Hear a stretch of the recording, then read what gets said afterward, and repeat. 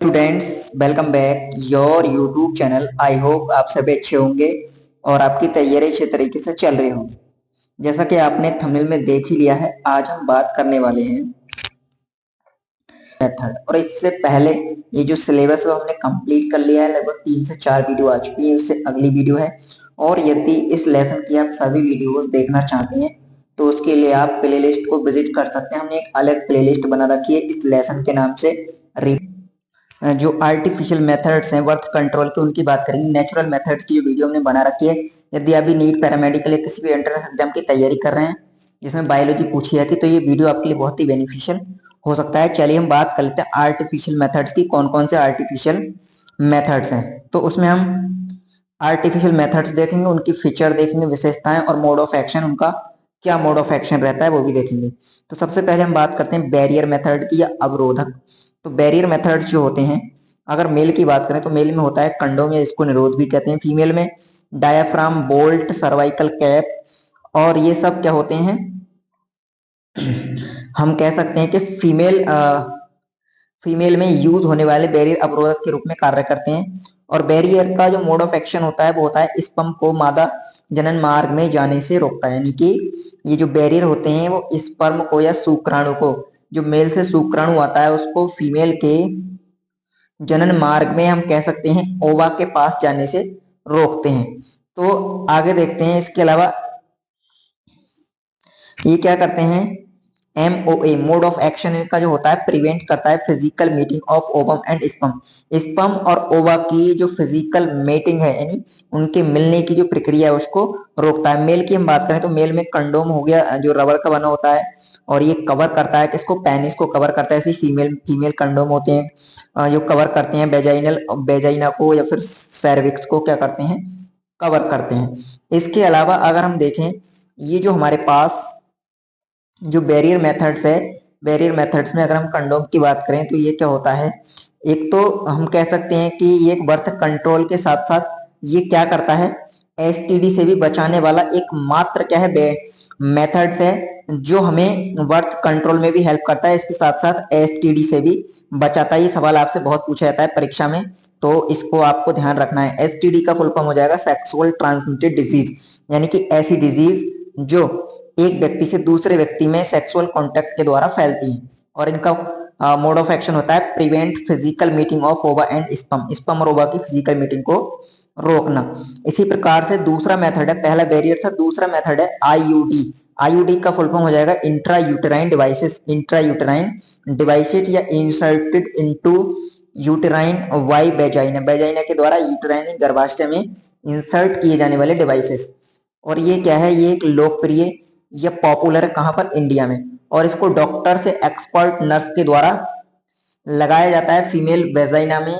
हम कह सकते हैं फीमेल का जो यूट्रस होता है उसमें जो एक्सपर्ट नर्स है, डॉक्टर होती है, उसके द्वारा इंसर्ट किए जाते हैं आयोडीज। और इनका काम क्या होता है, ये कार्य करते हैं फेगोसाइट्स ऑफ स्पर्म।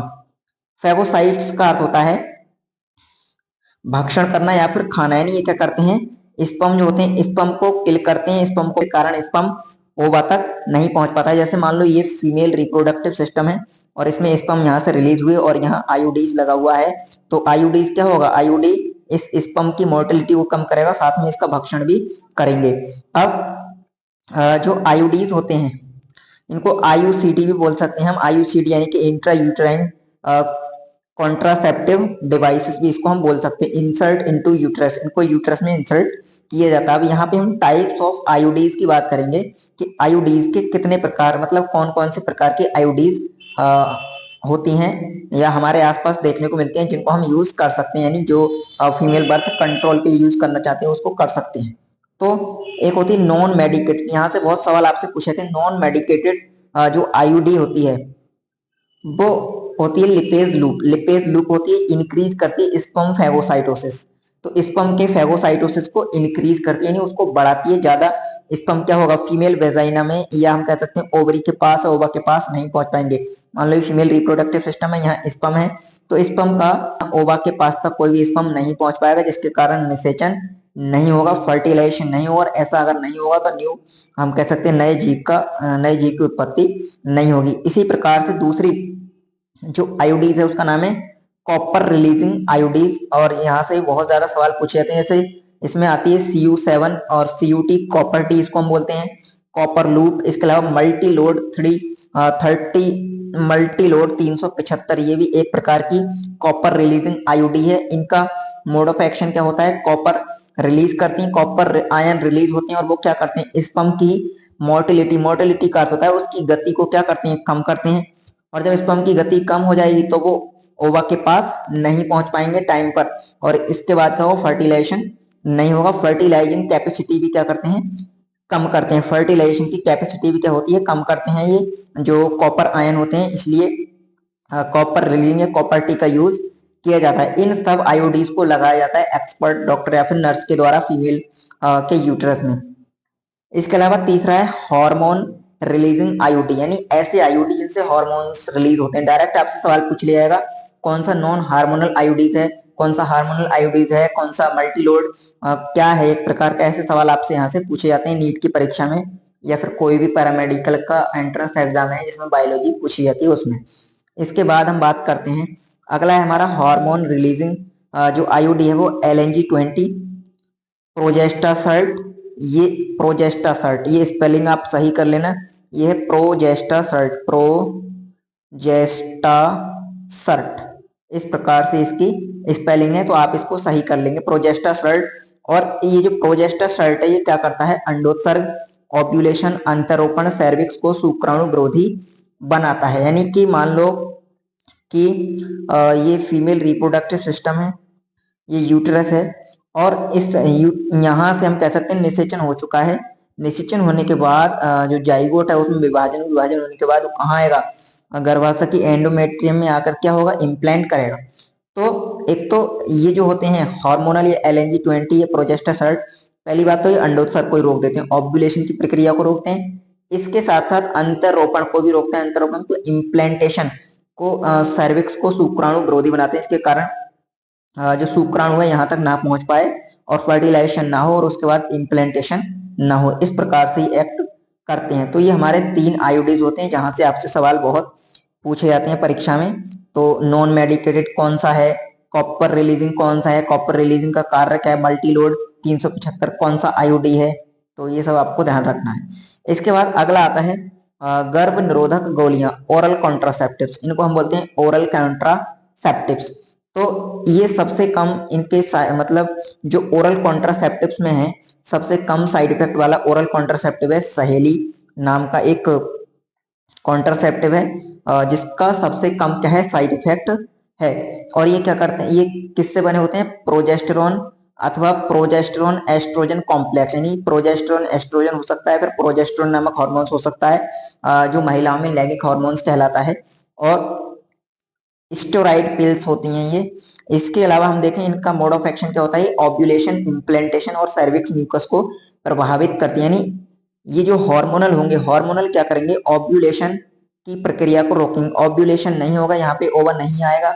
ओव्यूलेशन का अर्थ होता है ओवा का फैलोपियन ट्यूब में आना, ओवरी से, वो नहीं आएगा तो निषेचन नहीं हो पाएगा। इस प्रकार से ये कार्य करते हैं। अब इसमें कुछ और एग्जाम्पल हैं ओरल कॉन्ट्रासेप्टिव्स के, जैसे माला डी एक डेली पिल है। इसके अलावा सहेली की हम बात करें, सहेली से बहुत सवाल आते हैं, तो सहेली नाम की जो पिल है वो CDRI लखनऊ के द्वारा बनाई गई है, जो कि नॉन स्टेरॉइड पिल है, वीकली पिल है और लेस साइड इफेक्ट है इसका। नॉन स्टेरॉइडल, नॉन हार्मोनल, ना तो हार्मोनल ना ही स्टेरॉइडल है। तो ये यहाँ से अब सवाल बहुत पूछा जाता है, नॉन स्टेरॉइडल और नॉन हार्मोनल जो आयोडीज है वो कौन सी है, सहेली, और जिसको बनाया गया है CDRI लखनऊ के द्वारा। CDRI का फुल फॉर्म हो जाएगा सेंट्रल ड्रग रिसर्च इंस्टीट्यूट, ये आपको ध्यान रखना है। इसके अलावा फिर आता है 4th नंबर पे आता है स्किन इम्प्लांट। स्किन इम्प्लांट्स की हम बात करें तो इसमें प्रोजेस्टेरॉन एस्ट्रोजन कॉम्प्लेक्स, ये हार्मोन्स इसमें होते हैं, और ये भी ओव्यूलेशन इम्प्लांटेशन को रोकता है। ओव्यूलेशन या फिर इम्प्लांटेशन, अब ओव्यूलेशन तो मैंने आपको बता दी, इम्प्लांटेशन का अर्थ होता है मान लो कि जाइगोट बन गया और ये हमारा मान लो जो कोई फीमेल है उसका यूट्रस है। अब ये जाइगोट विभाजन करता हुआ आगे बढ़ेगा, ब्लास्टुला स्टेज में आएगा और यहाँ एंडोमेट्रियम से आके जुड़ेगा, जिसको हम इम्प्लांटेशन कहते हैं। तो इस प्रक्रिया को भी रोका जाएगा इन हार्मोन्स के बैलेंस के द्वारा। जिसके कारण जो हम कह सकते हैं कि बर्थ नहीं होगा, या हम कह सकते हैं जाइगोट पूर्ण रूप से डेवलप्ड नहीं हो पाएगा, नए जीव या फिर शिशु नहीं बन पाएगा। इस प्रकार से आपको इसमें ध्यान रखना है। तो इस प्रकार से कार्य किया था। तो इसके लिए इम्प्लांट्स में क्या होते हैं, प्रोजेस्टेरोन एस्ट्रोजन नामक हार्मोन्स होते हैं। ये सब बातें आपको इसमें ध्यान रखनी है। और इंफॉर्मेशन है जिसकी बात हम अगली वीडियो में करेंगे। आज की वीडियो में इतना ही, मिलते हैं अगली वीडियो में, तब तक के लिए धन्यवाद, जय हिंद। आई होप आप सभी को वीडियो अच्छा लगा हो, और यदि वीडियो अच्छा लगा हो तो वीडियो को शेयर करना ना भूलें। यदि आप भी नीट, पैरामेडिकल या किसी भी एंट्रेंस एग्जाम की तैयारी कर रहे हैं, चाहे वो CUET का एंट्रेंस एग्जाम हो, और बायोलॉजी के लिए आप हमारे साथ हमें विजिट कर सकते हैं। हमने काफी सारी वीडियो बना रखी है। हम biology career options course topics पर जानकारी लाते रहते हैं। आज की वीडियो में इतना ही, मिलते हैं अगली वीडियो में, तब तक के लिए धन्यवाद, जय हिंद।